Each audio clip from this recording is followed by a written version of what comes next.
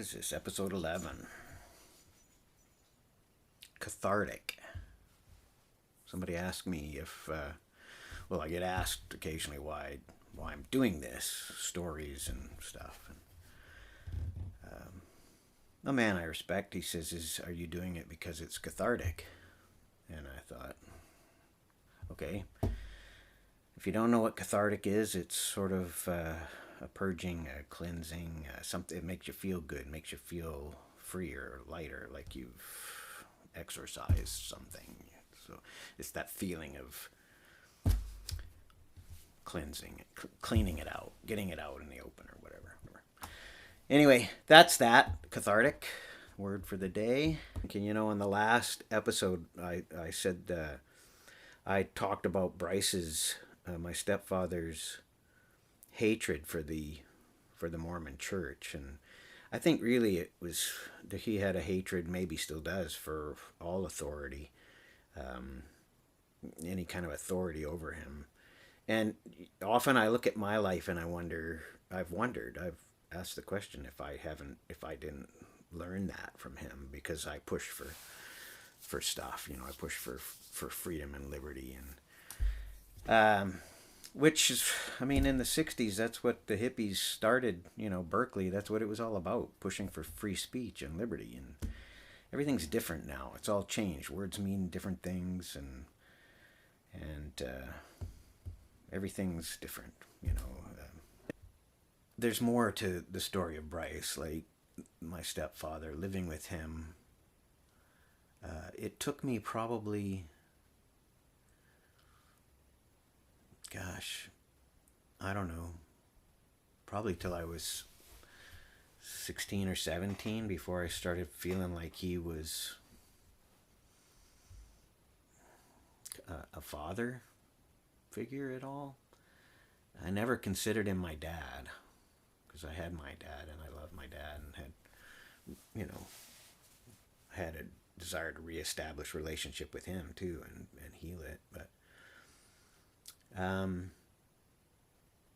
came to respect Bryce. He taught me my trade, and I learned a lot about music with him, and his artistic flair. All those things rubbed off on me. They were positive things. I don't believe that he's a man of character. I don't know that he ever was a man of character. So when I was 13 and I went away and I became a Christian, and then I came back home after the summer, when I got home, my mom was glad to see me home. My siblings were all back in school, like things were changing on the home front. And she wanted me to go back to school, which she had already told me when I talked to her on the phone when I was in Vancouver. And I decided that was probably a wise thing to do, go back to school. So I went back after being out of school for 2 years. I left school at the beginning of grade 6, and when I came back to school in Canada, I was they put me in grade 7. It was difficult for me. I wasn't used to being around a lot of people my own age, for one thing. And it was kind of strange. It's like the hormones are pumping, and you're just all over the place. So emotionally and physically you're changing, and you put a whole bunch of 12, 13, 14-year-olds in a confined space, and a lot of weird stuff happens. So anyway, when I first came back, Bryce was angry. He and my mom fought. He did not want me living with them. He said, I don't want no GD Christian living there. And I'm sure his language was quite a bit more colorful than that. And they fought, and in the end, my mom went out. She said, he's my son. He's our responsibility. So, which was a paradigm shift for her. That was an interesting time. I mean, the commune wasn't dissolved. It was dissolving because of my mom's paradigm shift. Like I said, she became a vegetarian, and for religious reasons or spiritual reasons, and so she wanted to be a there was a fervor that came with that, the same as a fervor that came with my faith. She had this fervor, this new drive to be as good at what she has perceived to be the truth as possible. So it created a lot of friction in the house. I mean, Bryce didn't want to be a vegetarian. The people on the farm certainly didn't want to be vegetarian. There was a lot of conflict anyway. There was conflict all over the place. And I don't know, in conflict or in times like where there's a lot of stress, which actually right now is one of those times in my life. There's just a lot of, I think it is in a lot of people's lives, and take a look at the world, but there's a lot of stuff happening that's in my family in particular, but even outside of the family, friend groups, and there's a lot of tension, there's a lot of division. Look at Israel, look at the Ukraine, and there's a lot, and then on top of that, throw in all the anger and corruption and that dirtiness. I find that I have a hard time relating to authority. That was something that was told to me when I was in my 20s, and I started going to a church. It was like a pronouncement on me, like, you have a problem with authority. The man that said it was a ex-RCMP, and I'm an ex-hippie, so it was interesting. So a little bit of self-examination. Am I? Maybe I am. The Bible tells me that I'm supposed to submit to authority, but I also have this sense of justice, and I talk about it quite a bit. The combination of justice and mercy, and there's an equilibrium in the concept that is difficult to maintain, because how do you have justice if somebody doesn't pay for what they've done wrong? But if you give mercy, somebody's still got to pay for it, right? So that's the hard thing for the people in the world. How can there be justice? And then on the other hand, the mercy part, they're all about the love, but there's something that true love has, and that's mercy is one of the things it has. But it has a unity with justice too. So we don't, as a human peoples, we don't put those together, love and mercy and justice and judgment. And yet, if you want to understand the biblical view of God, that's who he is. He's those things in balance, and those things perfectly. Like, I don't know any other religion or any other spiritual journey that has these concepts. And then the concept that you can live forever, like me, I can live forever, and I can keep growing and learning and developing relationships and building on them. Except there's going to come this time when the way that we experience reality right now comes to an end, and a new reality will take place. And we now live in this culture that is post-Christian. Like one of the things I had problems with as a young person in the world, without having the people of the Jesus People's Army with me, or other believers, was there was a predominant dislike, even hatred for Christianity, and yet there was this move, this groundswell to, in the hippie movement. There was that too. It was like both things. It's like the world is right now, and I think I mentioned post-Christian. We live in a post-Christian society. I don't think people know anything or much about God, the God of the Bible, who Jesus was. People don't often want to trounce on him, but they don't like his church. His church doesn't like his church. It's a little confusing. It's disheartening for a believer, confusing for an unbeliever. This is humanity. We work out our salvation. We have to not forsake the assembling together.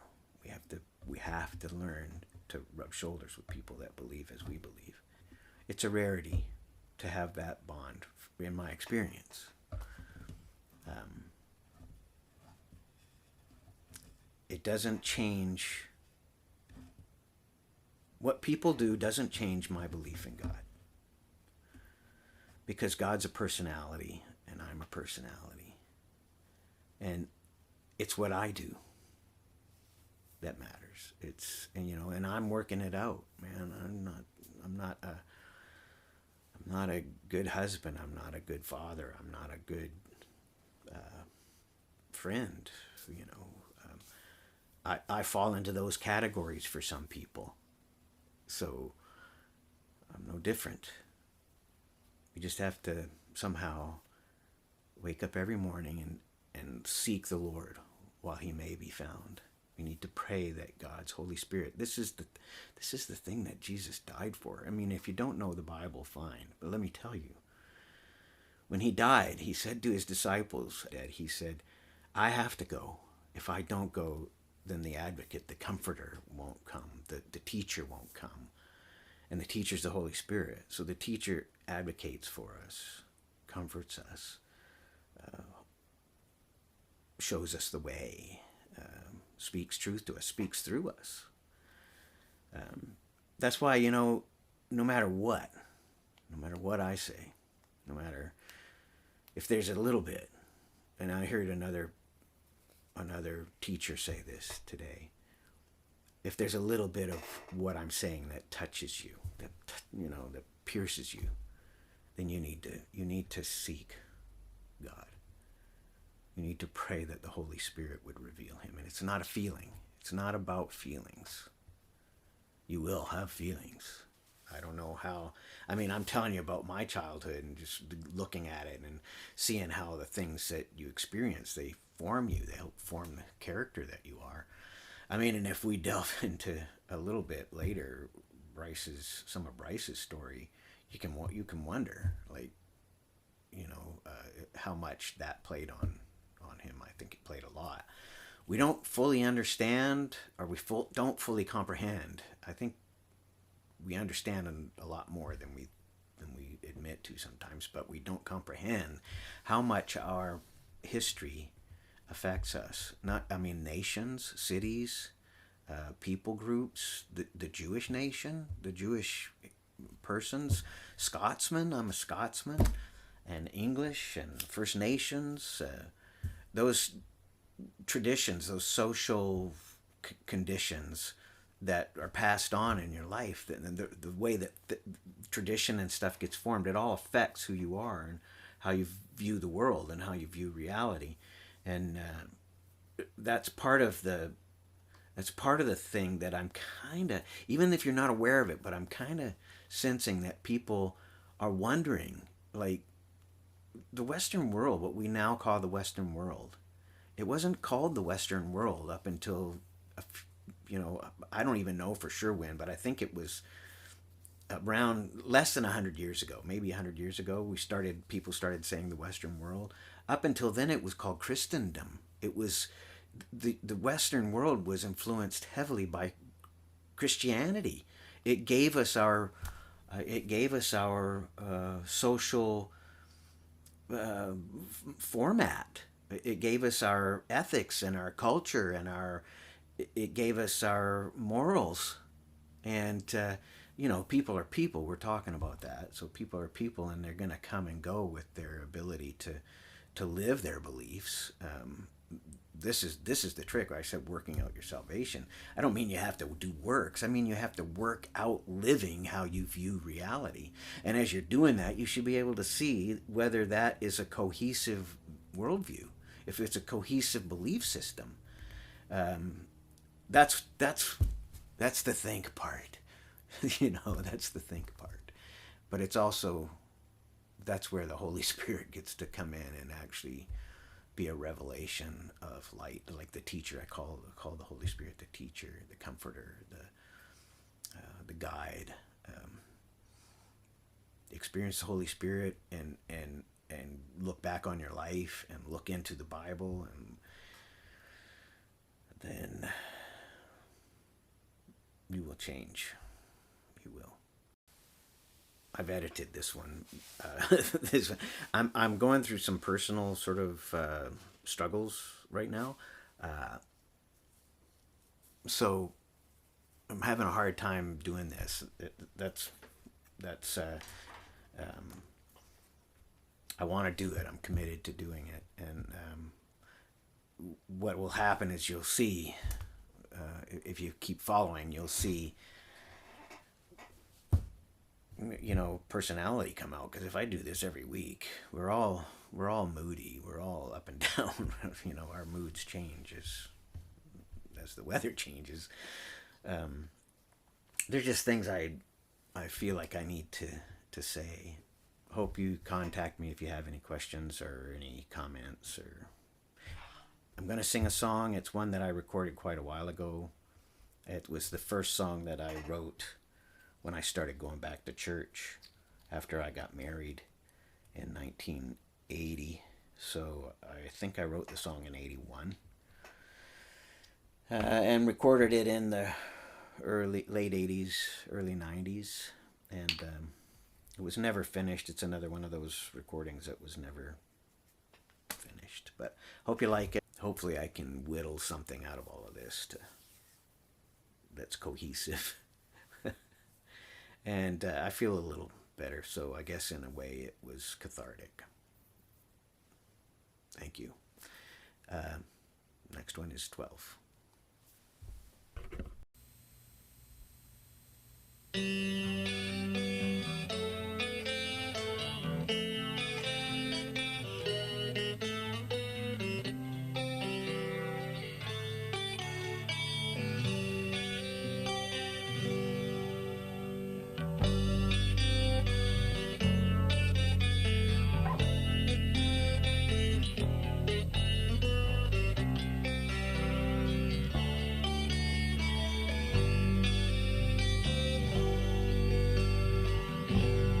I don't want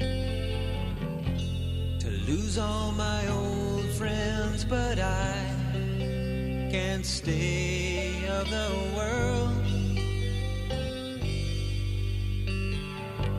And I got a new family of loved ones to share this newfound joy.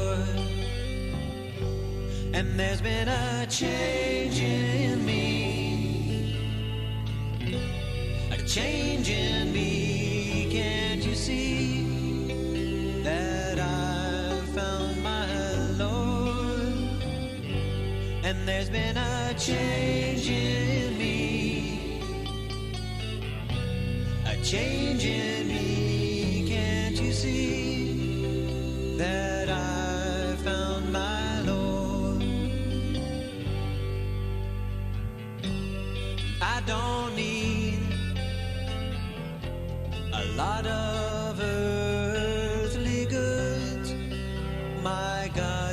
takes care of me. He teaches me to be happy where I am. My God takes care of me. And there's been a change in me, a change in me. Can't you see that I've found my Lord, sweet Jesus? And there's been a change in me, a change in me. Can't you see that I found my Lord?